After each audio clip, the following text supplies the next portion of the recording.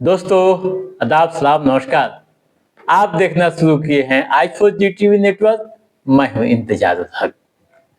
आज के इस खास वीडियो शो में हम बात करेंगे प्रथम चरण में हुए विधानसभा चुनाव के बारे में। चुनाव में क्या रहा खास, कितने दिग्गजों की प्रतिष्ठा दांव पर और कौन दिग्गज बढ़त में, एक अनुमान के मुताबिक हम इसी मुद्दे पर चर्चा करेंगे और आपको टू द पॉइंट जो डाटा सामने आ रहे हैं उसके अनुसार जानकारी देंगे। दोस्तों, जैसा कि आप जान रहे हैं कि बिहार के 18 जिलों में प्रथम चरण का मतदान समाप्त हो गया। 121 सीटों पर वोटिंग हुई। डाटा के अनुसार 64.46% मतदाताओं ने वोट डाले और प्रत्याशियों की किस्मत को ईवीएम में कैद कर दिया। अब उनके भाग्य का पिटारा 14 नवंबर को खुलेगा। इस बीच कई तरह की चर्चाएं अलग अलग प्लेटफॉर्मों पर होने लगी है। किस कैंडिडेट को कितने वोट मिले, कौन हार रहे हैं और कौन जीत रहा है, इसको लेकर भी कई तरह की गणित तैयार की जा रही है। जीत हार की समीक्षा अनुमान के आधार पर अलग अलग तरीके से लोग करने लगे हैं। इस बीच क्षेत्र से कुछ खबरें आई हैं, कुछ चर्चाओं के आधार पर, जो मैं आपके बीच रखने जा रहा हूं। दोस्तों, इंडिया गठबंधन के मुख्यमंत्री पद के चेहरे तेजस्वी प्रसाद यादव, डिप्टी सीएम सम्राट चौधरी व विजय कुमार सिन्हा के साथ 16 मंत्रियों की किस्मत ईवीएम में बंद हो गई है। वहीं महागठबंधन के चर्चित चेहरा रघुनाथपुर के आरजेडी प्रत्याशी ओसामा साहब, मोकामा के जेडीयू प्रत्याशी अनंत सिंह, आरजेडी प्रत्याशी वीणा देवी सहित कई सीटों का आकलन किया जा रहा है और जीत हार पर चर्चाएं हो रही है। दोस्तों, पहले हम अपनी बात की शुरुआत राघोपुर विधानसभा सीट से करते हैं। वैशाली जिले की रघुनाथपुर सीट कई मायनों में काफी अहम मानी जाती है। लंबे समय से राजद व लालू परिवार का राजनीतिक केंद्र माना जाता है। तेजस्वी प्रसाद यादव 2 बार यहां से जीत चुके हैं और तीसरी बार मैदान में है। मुकाबला बीजेपी के सतीश कुमार से बताया जा रहा है। वहीं जनसुराज के चंचल कुमार भी आखिरी समय तक डटे रहे। दोस्तों, जो फीडबैक आ रहे हैं, जो चर्चाएं वहां से हो रही है चुनाव के बाद, उस पर भरोसा करें तो आप जान लीजिए कि तेजस्वी प्रसाद यादव चुनाव जीत रहे हैं। समीकरण के साथ यादव समाज के अलावा ईबीसी वोटरों का भी सहयोग मिला है, जैसा कि चर्चाएं हो रही है।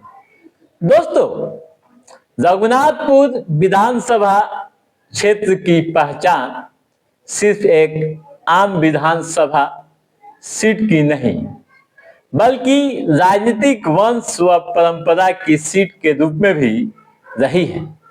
लालू प्रसाद यादव यहाँ से 1995 में चुनाव जीते थे। उसके बाद राबड़ी देवी भी यहाँ से चुनाव लड़ी, फिर जीती। फिर 2015 व 2020 के चुनाव में तेजस्वी प्रसाद यादव जीत चुके हैं। अब आइए बात करते हैं मोकामा विधानसभा क्षेत्र के बारे में। दोस्तों, यहाँ मतदाताओं में खास उत्साह था। मोकामा विधानसभा क्षेत्र का अपना एक अलग इतिहास रहा है। अनंत सिंह के जेल में जाने के बाद यहाँ का माहौल काफी दिलचस्प और रोचक हो गया और पूरे देश की निगाहें इस सीट पर टिकी हुई है। इस सीट पर आरजेडी की ओर से सूरजभान सिंह की पत्नी वीणा देवी मैदान में है। भूमियार समाज का यह गढ़ माना जाता है। चुनाव के दौरान मतदाताओं के बीच काफी उत्साह दिखा गया। महिलाएं भी खुलकर सामने आई और अपना वोट देने के लिए घंटों लाइन में लगी रही। दोस्तों, यहाँ 35 से 38% भूमियार समाज के लोग हैं, यानी किंग मेकर साबित होते हैं। आपको याद होगा कि अनंत सिंह किसी भी पार्टी से यहाँ चुनाव लड़े हैं या निर्दलीय लड़े हैं, जीत उनकी हुई है। लेकिन इस बार का माहौल कुछ अलग सा दिख रहा है और अनंत सिंह की स्थिति जेल जाने के बाद कमजोर होती नजर आ रही है। वैसे दोस्तों, पूरी हकीकत ईवीएम खुलने के बाद ही सामने आएगी।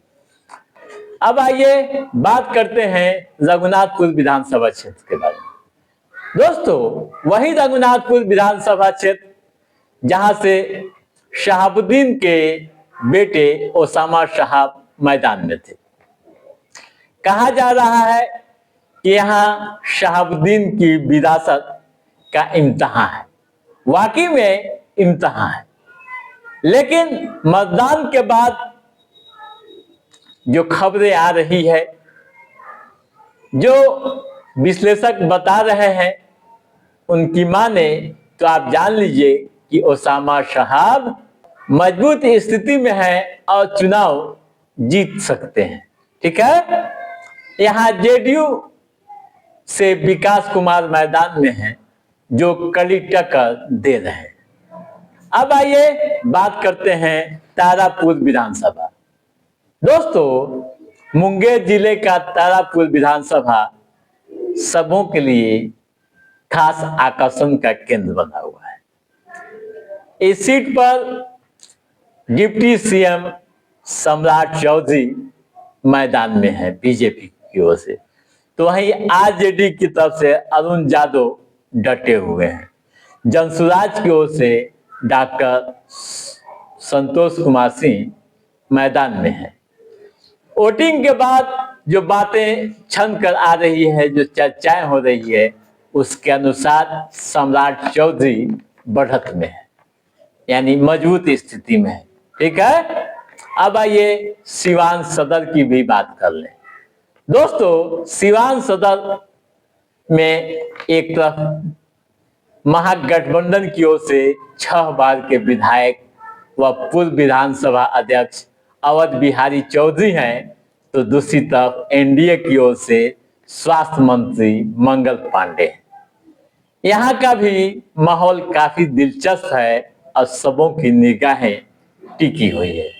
मतदान की समाप्ति के बाद जो चर्चाएं हो रही है, जो सियासी पंडित बता रहे हैं, उनकी माने तो आप यह समझ लीजिए कि यहाँ महागठबंधन मजबूत स्थिति में है।